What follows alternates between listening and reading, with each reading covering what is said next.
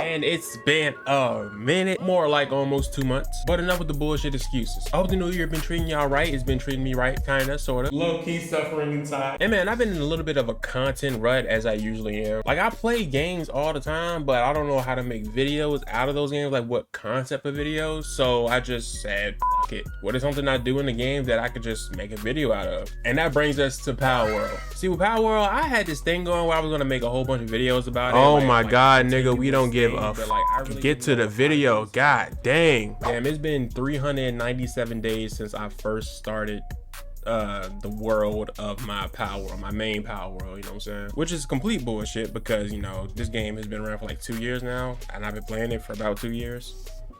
I've been like on and off though, like super on and off. Like, don't take that seriously because I don't want y'all to be under impressed with my bases, because I don't know how mine's looking in comparison to y'all's. Where the f am I? What the hell?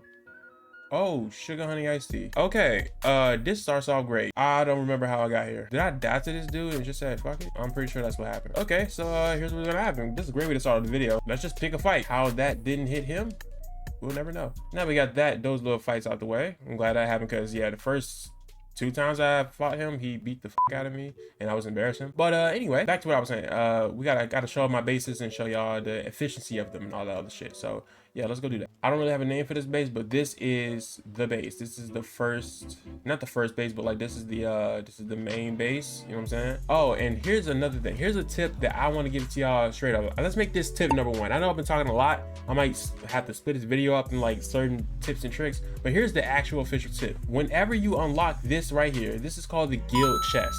Whenever you get the chance to unlock this, it should be in the, let me find it.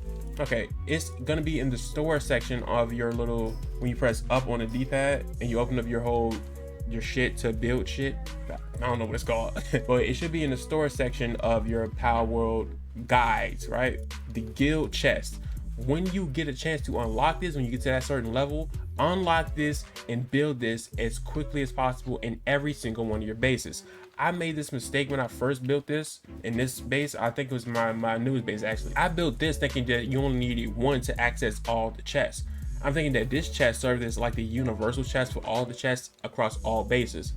But that's not how it works. You got to build 1 of these in each base and then put all the things you want in this chest, and then you can just transfer it to the other guild chest and the other bases. So just to make it a little bit more clear, like most of my coal comes from this base that I'm currently in. So just for an example, I think I have some coal up in this chest. Yes, I do. Okay, we just transferred 100 pounds of coal to our inventory, right? It's right here. Now we're gonna transfer over to this guild chest. Now that it's in that guild chest, is in all my bases that have a guild chest. So let's go over to this base right here. This is my newest base, and I think my most aesthetically pleasing in my opinion. So this is my most recent base. I had just built this a few days ago.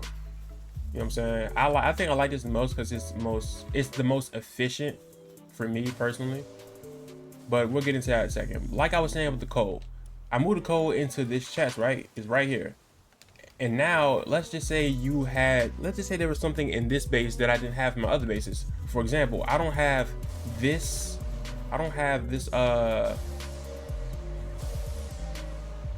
what is this called? I don't have this crude oil extractor in any other base except this one. So if for some reason I need to bring more coal over to this base than the other bases, because this base has the crude oil extractor for whatever reason, then I can just put it in the guild chest and bring it here. Simple as that. So basically everything you see in my bases are all things that's technically needed like all the time, but something I found, you know, a lot more useful is this right here, the monitoring stand. I don't know why, it's a podium. This right here is a lot more important than even I thought it was gonna be at first. This right here is what allows you to set the work preferences for each PAL in this particular base that the podium is in, you know what I'm saying? Now, the next very important thing to have in every base, I'm definitely going to say, is the crusher. Once you have, well, before the crusher, let's scratch that. Before the crusher, you're gonna need every single version of the pits, the resource stone pits, or any pit that has a resource in it.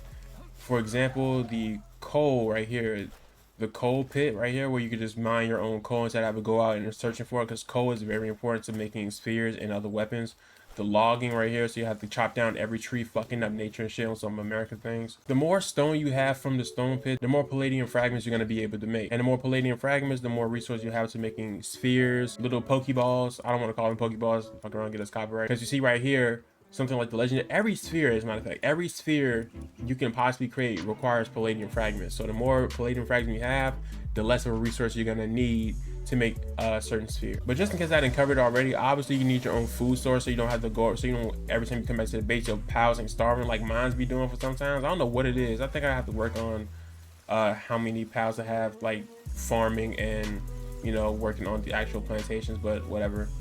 But yeah, make sure you have these plantations going for y'all too, like this you know, this tomato plantation, the lettuce right here, and obviously the wheat one I have as well. So going to my first base right here, this is my first base. I gotta stop saying that, but it's the closest one to I had to where I first started, where we all started from. And my first base was over here where most of ours were, and then I had one like right over here. I think this is my closest the first base that we ever seen. You know what I'm saying? This is the one I always try to put the most effort into. Like, you know, I had a little castle. This is the most I got to making it an actual castle. Like, it started decaying because it was outside of the zone and all that other shit, and I even put like a little, I forgot what that thing is up there. But as you can see, like, this is the one that's the most well put together. You know what I'm saying? Everything's pretty close to each other. It got all the extra shit, and even got a little stand over here, and it has the most natural resources around it too. I think out of all my bases, like it has its own iron ore right here, like own natural spawn ore. Got its own natural trees. It even got its own little pool around here. You know what I'm saying? Like this little puddle. I said puddle. It is a puddle technically, but yeah, a pond. That's what I meant to say. A pond. It got its own little pond. This is all natural. You know what I'm saying? I would say this is the most natural looking base I have in Palworld. And now we got a visitor in here. Oh, bro, where you at? And why are you in my base, cuz? Oh, another little trick that I just realized. So whenever you want to make something, make sure you set it to being able to transport by PAL. You know what I'm saying? Hold on, let me show you. Good example. There you go. You see the option right there? Allow transport by PALs. Make sure that's on. Make sure that is checked, because it's a lot more useful than you think. And make sure you always have a chest around like this one right here to where they can put it inside of as well. It just makes the life a whole lot easier when it comes time for you to like check back in on a base and gather materials whenever you need them. It's very efficient, very. But I'm pretty sure we cover like all the what you would need like to run a very efficient PAL base. You know what I'm saying? And now we're gonna talk about the PALs. Like the ones who do the most work and the ones you absolutely need, especially if you want to just get to a high level quickly. PALs that are most effective in any Palworld base that I've built so far, in my very low level 54 opinion, are going to be these PALs you have right here. The ones that are absolutely necessary for any base. Now I try to do these by levels. The lowest level, the lowest bar right here should be always the farm/food source PALs. This would be the cow, the woolly pop, the cotton candy lamb, which is what it is, the chicken, and maybe or maybe not the bee guard. They drop the honey. And also to go along with them in the bottom list, the bottom tier, should be two of these. It should be the gatherers and the planters. They should have both. It should be the little green emblem on the left and a little bright green emblem on the right. They help with the grazing of the animals, and they help with planting the fruit in the plantations that you should be building on your base as well. And always have two of them. Make sure they're high level though. Make sure they're higher level than the actual farming animals that drop the food. You know what I'm saying? Next up is going to be either the miners or the handiworks. For me, the menacing, easily top tier miner, level 3, one of the highest. He'll get the job done on anything you assign him to. And for me, I discovered this kind of somewhat recently in my Palworld experience. These motherfuckers, these level 50s, Selines, the Moon Man, the Kid Cuddies, that's what they call it, the Cuddies. The Cuddies right here, these things go crazy when it comes to helping you build things, man. Like, get as many of them as you possibly can. But if you can't get them, you're gonna want to stack up on the Anubises right here, these guys. Now, I know this sounds like a lot because he is one of the bosses on this game and he is not easy to beat, but that's where the breeding farm comes in handy. This breeding farm right here, I'm not gonna lie, you got to do some Googles with this. You got to do some out of world Googles with this one, because I don't know what it takes to breed in Anubis. But when I first started doing TikTok live and I was playing Palworld, just chilling, just trying to figure out the game, a whole bunch of people was coming in and giving me tips and tricks about the breeding farms to help breed more of these characters, like back to back, instead of having to go out and kill them and capture them and shit. If you're like me and you ain't got that much time, get you a breeding farm.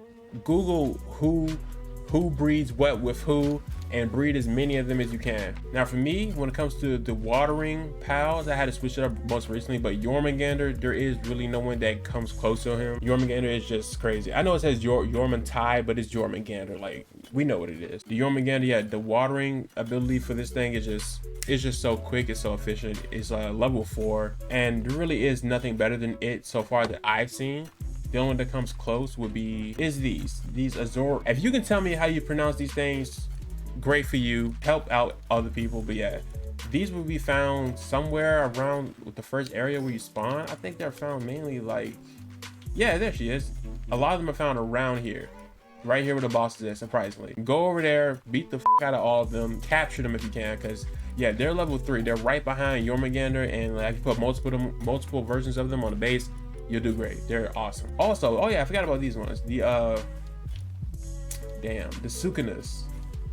The Sukasus. It's Sukana. I don't care, y'all. My pronunciation with these things suck. The water Sukanas, these things are cool too. They do the same thing. And the fly, which surprisingly they don't have a transportation ability, which is crazy. But yeah, you can also get these. I think they're a little bit harder to beat though, but yeah, they're cool too. But other than the watering pals, I would say always have 2 of them. But if you have a Jormungandr, you should be fine with just 1 if you need space for other things. And yeah, I will always say have 2 handy mandy only, like these Selines right here, along with Anubis. The high level handy mandis are like level 3 and level 4. Have 2 of them always on base, so whenever you pop on your base and you want to make something, they can get it done pretty quickly if they work together. And as far as the miners, we already went over Menacing and Astragon. Astragon is one of the bosses on Palworld, but man, like that mining level 4, it gets the job done. I can't stress you how important having Astragon is on every base, because as I saw, I have him on every base. So I ain't gonna lie to y'all, whip out that breeding farm, figure out what makes an Astragon, and do that, because I did that. Obviously, this isn't the boss version of Astragon, because you can see he doesn't have the little bull red icon beside his name. But yeah, he's awesome. And yeah, I'd say that's about it. Oh, we got to go over the extras.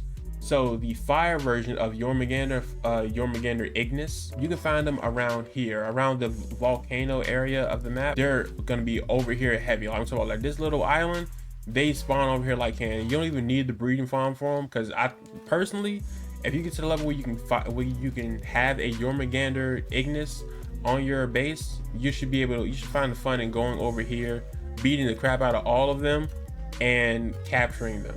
Having as many of them on your base as you possibly can, because they are needed for everything that involves kindling, like the electric furnace, the electric stove, even some versions of the furnace over here, like the low level furnace. So like I have this one over here. This one only does what, the regular charcoal. Yeah, this one only does the regular charcoal and the regular iron, the primitive furnace. And yeah, they get it done super quickly. It's very, very useful. Isn't that crazy? The electric power generating pals can be found in the desert. Those are all the pals I would say are very necessary to have on any one of your bases. For where I am as a level 54. For the low levels, I might gotta make a whole separate video for y'all, but y'all just let me know if y'all mess with this video. I think that's it for the portion of the video where I'm telling you about the base and what's needed and what's not needed. If I missed anything, y'all let me know down below in the comment section. But as of right now, I just want to I'm gonna make a couple things for my base, and y'all can stick around for that. And then we're gonna go out and explore the new area a little bit more, and then we'll just properly end the video there. But as far as like the base portion of the video, that would be it. So let me know what I missed. Let me know if you got any tips and tricks for like lower level people, like how they would start out. And if you're a high level person and I'm missing something, please let me know. Please let me know something that works a lot better than what I got going on right now, because I'm learning as I go. You know what I'm saying? Like, I can't stress that enough. I am learning as I go, man.